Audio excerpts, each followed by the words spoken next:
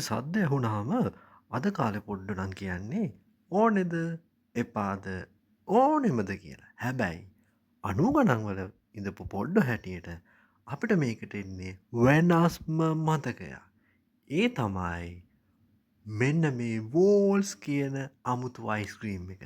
ඇත්තරම ලංකාවේ ඉතාමත්ම ප්‍රසිද්ධියක් උසලපු අයිස්ක්‍රීම් එක කාලයක් එක්ක ඒක එහෙමම අමතකයෙන් ගිලිහිලා ගිය. නමුත් පුංචි ලියෝ එක්ක එංගලන්තය ආපු අපිට මෙන්න හම්බුණා වෝල්ස් කියන බ්‍රෑන්් එක නම චුට්ටක් වෙනස් ෆීස්් කියලා මේක ගහන්නේ මැග්නම් කියන කම්පැනියකින්. හැබැයි මේක නමත් වෝල්ස් මං හිතන්නේ මං විශ්වාස කරනවා මේ බෝල්ස් අයිස්ක්‍රීම් එකම තමයි තව මේ තියෙන්නේ කියලා. පැකට්ටගේ එනවා පොඩි අයිස්ක්‍රීම් හතරක් ඔගුලට පේන විදිහටම ඒ ලකුණ ඒ විදිහටම තියෙනවා.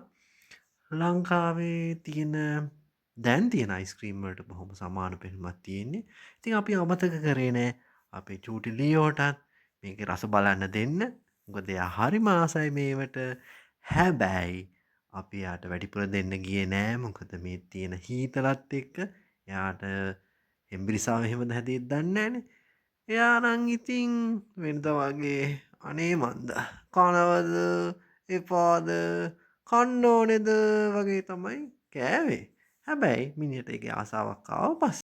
ඔන්න ඔය විදියට තමයි ලියෝ බබාගේ දින පොතට වෝල්ස් අයිස්ක්‍රීම් වල පුංචි ඉඩවෙන් වුණේ.